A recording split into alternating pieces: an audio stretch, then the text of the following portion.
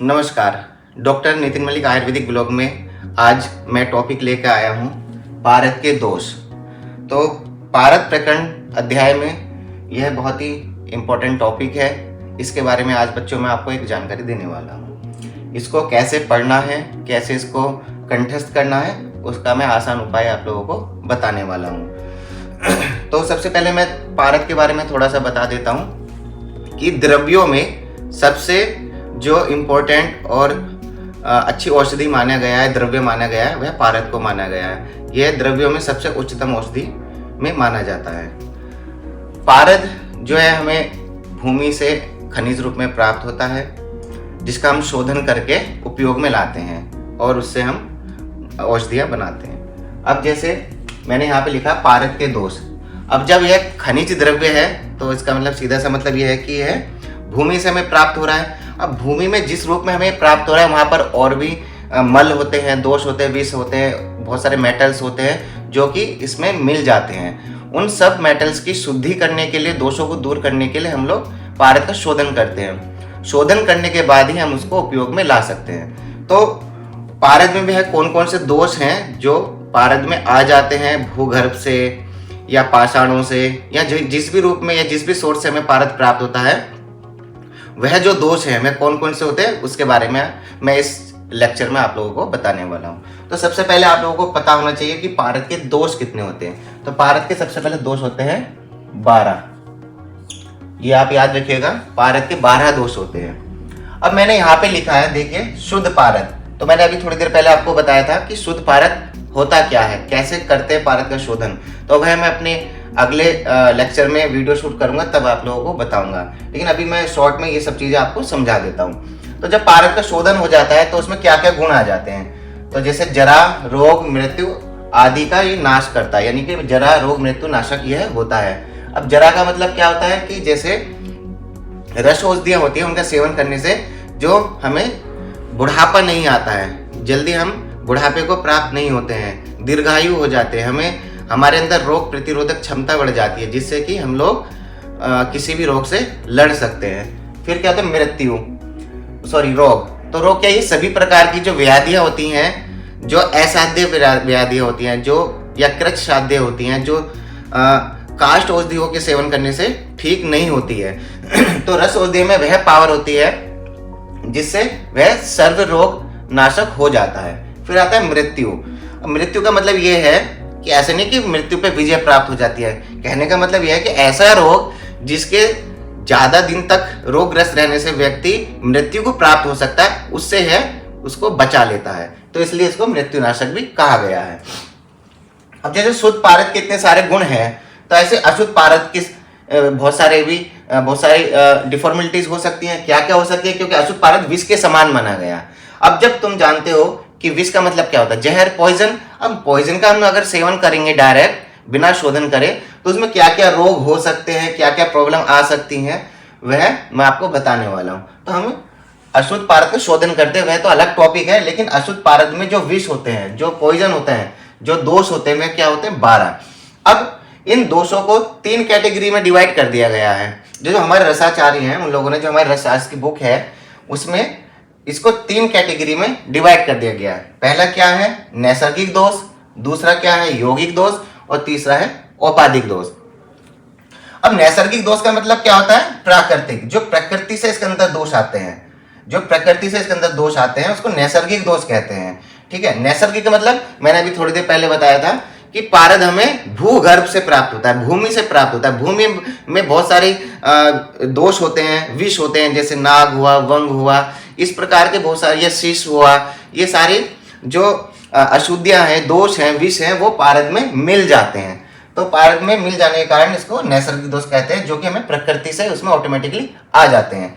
फिर होता है यौगिक दोष। तो यौगिक दोष का मतलब जो इंसानों द्वारा, व्यापारियों द्वारा जो पारद में विष मिला दिया जाता है, दोष मिला दिए जाते हैं अधिक लाभ कमाने के लिए, तो वह कौन कौन से होते हैं, नाग और वंग, इसलिए उनको यौगिक दोष कहा जाता है। जैसे अधिक, मैंने लिखा है, व्यापारी अधिक लाभ की इच्छा से पारद में नाग और वंग मिला देते हैं। तो क्या होता है कि इसमें पारद का वजन बढ़ जाता है, वेट बढ़ जाता है। किसकी वजह से बढ़ जाता है, नाग और वंग की वजह से। ठीक है, तो ये भी मेटल है एक प्रकार के। नाग मतलब शीश, वंग मतलब एक धातु होती है प्रकार से, तो यह उसमें डालने से उसका वजन बढ़ जाता है। अब इन दोनों में से जो भी, चाहे तो व्यापारी दोनों मिला सकता है, चाहे तो व्यापारी एक भी मिला सकता है, इन दोनों में से जो भी वह मिलावट करता है पारद के अंदर, उसको यौगिक दोष कहते हैं। अब आता है औपाधिक दोष। अब औपाधिक दोष क्या होता है? भूमिज, गिरिज, वारिज, नागज, वंगज। अब हमने 7 लिखा है, लेकिन आपको दिख रहे हैं 5 पॉइंट।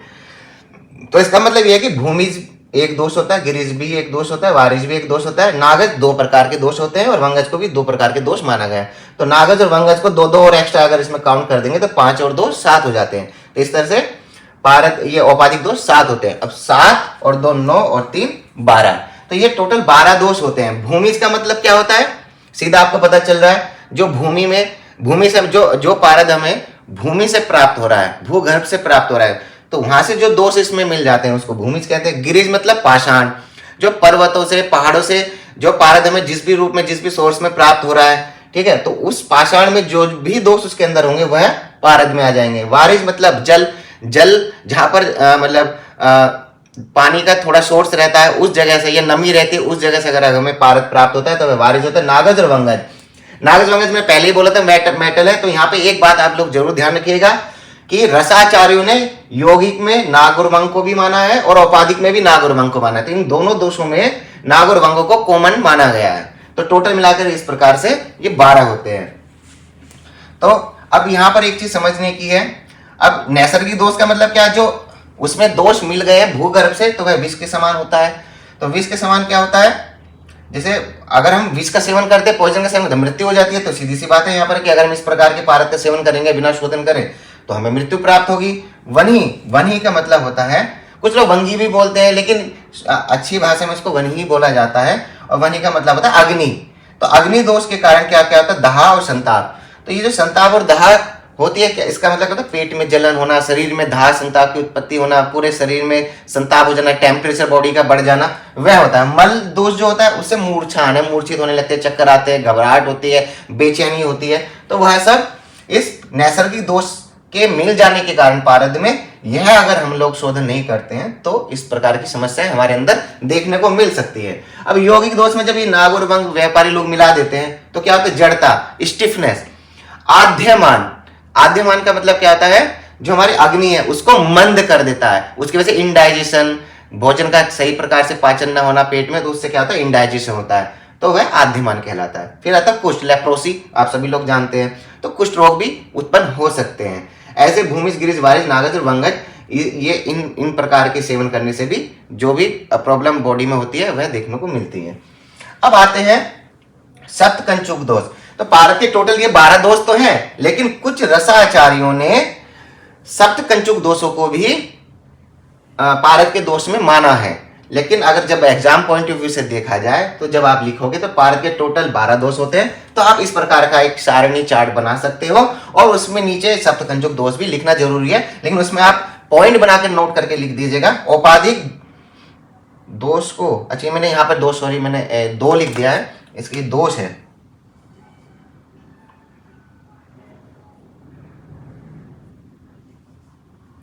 औपाधिक दोष को ही कुछ रसाचार्यों ने सप्तकंचुक दोष कहते हैं। औपाधिक दोष को ही कुछ रसाचार्य, यहां पे मेरी लाइन गलत लिख दी थोड़ा सा, औपाधिक दोष को ही कुछ रसाचार्यों ने सप्तकंचुक दोष कहते हैं। रसाचार्य भी सप्तकंचुक दोष कहते हैं। तो औपाधिक दोष को ही कुछ रसाचार्यों ने सप्तकंचुक दोष माना है, सप्तकंचुक दोष कहते हैं। अब यह सप्तकंचुक दोष जो होते हैं वो कौन कौन से होते हैं? जैसे मैंने यहाँ लिखा है सप्तकंचुक दोषों के नाम। तो सप्तकंचुक दोषों के नाम कौन कौन से होते हैं? परपटी, पाटिनी, भेदी, द्रावी, मलकारी, अंधकारी और ध्वांसी। तो यह सप्तकंचुक दोष होते हैं। परपटी, पाटिनी, भेदी 3 हो गए, चौथा द्रावी, 5वां मलकारी, अंधकारी और ध्वांसी। टोटल 7 सप्तकंचुक दोष माने हैं। अब ये जो सप्तकंचुक दोष रसाचार्यों ने माने, उसका भी उन्होंने उत्पत्ति क्रम बनाया है। उत्पत्ति क्रम क्या है? जैसे मैंने यहाँ पे आप लोगों को समझा दिया, विष से मृत्यु, वनी से संतापदा, मल से मूर्छा, नाग से जड़ता, वंग से आद्यमान, कुष्ठ, ये सब होता है। तो मैंने तो ये बताया नहीं कि इन दोषों से क्या समस्या हो सकती है। तो रसाचार्यों ने इनका वर्णन किया है, इनमें से उत्पत्ति करी है दोषों की, क्या क्या रोग हो सकते हैं, क्या क्या समस्याएं हो सकती है। तो भूमिज, गिरिज, वारिज, नागज, वंगज, इन दोषों, अगर ये पारद में दोष रहते हैं तो उनसे कौन कौन से सप्तकंचुक दोषों की उत्पत्ति होती है? परपटी, पाटनी, भेदी, द्रावी, मलकारी, अंधकारी और ध्वांसी। तो जो परपटी दोष है वह भूमिज की वजह से आता है, जो पाटनी है वो गिरिज के दोष से आता है, वारिज दोष से भेदी आता है, नाग से दो दोषों की उत्पत्ति होती है, द्रावी और मलकारी, और वंग से अंधकारी और ध्वांसी दोषों की उत्पन्न होती है। ये सप्तकंचुक दोषों की उत्पन्न होती है। अब इन सप्तकंचुक दोषों से क्या क्या रोग शरीर में हो सकते हैं वह मैं आपको बताने वाला हूं। मैं इसके जस्ट नीचे लिख देता हूं कि इन दोष युक्त पारद के सेवन करने से शरीर में क्या क्या रोग उत्पन्न हो सकते हैं। और यहां मैं एक चीज आपको बताना भूल गया, सप्तकंचुक दोष का मतलब क्या होता है? सप्तकंचुक दोष का मतलब पारद की सतह पर सांप की केचुली के सदृश परत का दिख जाना। जो पारद होता है उसकी लेयर पे आपको हल्का हल्का सा जो शेड दिखेगा वह शेड ही सप्तकंचुक दोष होते हैं। परपटी, पाटनी, भेदी, द्रावी, मलकारी ये सब उसमें दिखाई देता है, उसकी लेयर पे दिखता है। ठीक है, तो इन सप्तकंचुक दोषों के कारण हमारी बॉडी में, हमारे शरीर में क्या क्या रोग उत्पन्न हो सकते हैं वह मैं आपको बताने वाला हूं। तो दोस्तों अब देखिए, मैंने यहाँ पर जो पारद के दोष है, सप्तकंचुक दोष, इनके बारे में मैंने यहाँ पर लिख दिया है कि इनके सेवन करने से शरीर में कौन कौन से रोग उत्पन्न हो सकते हैं। तो जैसे परपटी है, परपटी से देखिए शरीर की चमड़ी पपड़ी जैसी हो जाती है, पाटनी से शरीर को फाड़ देती है, भेदी मल का भेदन करती है, द्रावी शरीर को अंधा कर देती है, शरीर की धातुओं को द्रव कर देती है, मलकारी मल को फाड़ देती है, अंधकारी मनुष्य को अंधा कर देती है, ध्वांसी कोए की जैसी आवाज हो जाती है। तो कहने का मतलब है इन शब्दों में, इन दोषों में ही इनके सेवन करने से जो रोग उत्पन्न होते हैं वह खुद पता चल जा रहा है। जैसे परपटी का मतलब क्या हुआ? पापड़, तो शरीर की चमड़ी पपड़ी जैसी हो जाती है। ठीक है, पाटनी मतलब शरीर को फाड़ देती है। अब शरीर को फाड़ देने का मतलब ये नहीं कि वह दो टुकड़ों में बढ़ जाएगा, इसके शरीर के टुकड़े टुकड़े हो जाएंगे। मतलब क्या होता है कि जो हमारी धातुएं हैं उनको वह फाड़ देती है। भेदी मतलब मल का भेदन करती है जो शरीर में। द्रावी का मतलब द्रव, तो शरीर की धातुओं को द्रव कर देती है। ठीक है, मलकारी मतलब शरीर में मल को बढ़ा देती है। अंधकारी मनुष्य को अंधा कर देती है। अंधकारी वर्ड का मतलब क्या? अंधा हो जाना। और ध्वांसी मतलब, ध्वांसी वर्ड नहीं समझ में आ रहा कि ध्वंस हो जाना, कौवे की आवाज भी ऐसी कुछ होती है। तो मनुष्य अगर इस प्रकार के पारद का सेवन करेगा तो उसकी आवाज भी कौवे जैसी हो जाएगी। तो मैंने यहाँ पे पहले ही बता दिया आप लोगों को सप्तकंचुक दोष कौन कौन से थे? पारद की सतह पर सांप की केचुली के सदृश परत का दिखना। तो कहने का मतलब ये है, जो पारद होता है उसकी जो ऊपर जो लेयर होती है वह बहुत ही पतली पतली सी सांप की केचुली के समान वह दिखाई देती है। ठीक है, तो मैंने तुम्हें आप लोगों को यहाँ पर पहले भी बताया था कि जो पारद के दोष होते हैं 12 होते हैं। तो इन दोषों को 3 डिवाइडेशन में भाग कर दिया। कौन कौन से? नैसर्गिक दोष, यौगिक दोष और औपाधिक दोष। अब मैंने आप लोगों को यहाँ तो मैंने बता दिया कि नैसर्गिक दोष जो पारद में आ जाते हैं उनकी वजह से कौन कौन से रोग उत्पन्न हो जाते हैं। जैसे मनुष्य के द्वारा यह यौगिक दोष होता है, जो व्यापारी अधिक लाभ कमाने के लिए यह नाग और वंग का इसमें मिश्रण कर देते हैं। अब मैंने आप लोगों को जब यहाँ समझा दिया है कि जड़ता, आद्यमन, कुष्ठ होता है नाग और वंग दोष की वजह से, विष, वन्य, मल की वजह से मृत्यु, संताप, दाह और मूर्छा होती है। तो इन दोनों दोषों के सेवन करने से क्या क्या शरीर में हो सकता है। लेकिन मैंने यहाँ पे औपाधिक दोषों के बारे में तो नहीं बताया कि इनके सेवन करने से क्या क्या दोष हो सकते हैं। तो कुछ रसाचार्यों ने औपाधिक दोषों को ही सप्तकंचुक दोष माना है।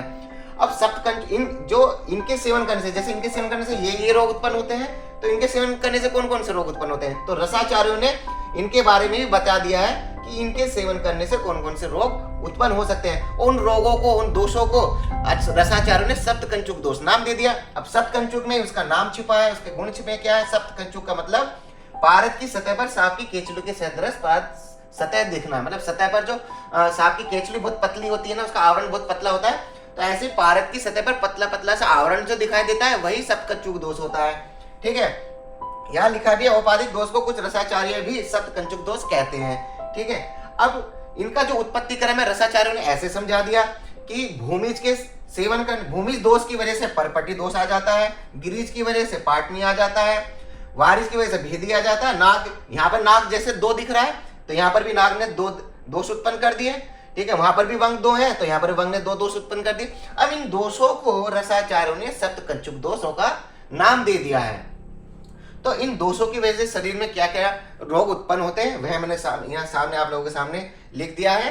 ठीक है, तो अब एक चीज समझने की है कि पारद जब सभी औषधियों में उत्तम औषध माना गया है, तो अब वह जो औषध होते हैं, जो काष्ठ औषधि होती हैं, काष्ठ औषधियों के सेवन करने से जल्दी से रोगों का शांत नहीं होना एक कारण ये है कि क्योंकि उसमें इतनी पोटेंसी पावर नहीं होती है। तो जब हम उन औषधियों में रस औषधियों का या सॉरी पारद का उसमें मिश्रण कर देते हैं तो वह बहुत ही उत्तमकारी और गुणकारी औषधि बन जाती है।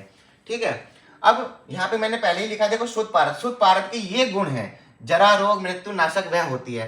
तो अशुद्ध पारद के सेवन से या अशुद्ध पारद विष के समान होता है। विष के समान मतलब पॉइजन, और पॉइजन के सेवन करने से ये प्रॉब्लम हो सकती है। ठीक है, तो वह जो प्रॉब्लम है वो रसाचार्यों ने 12 बताई है। कौन से? वह जो दोष के रूप में 12।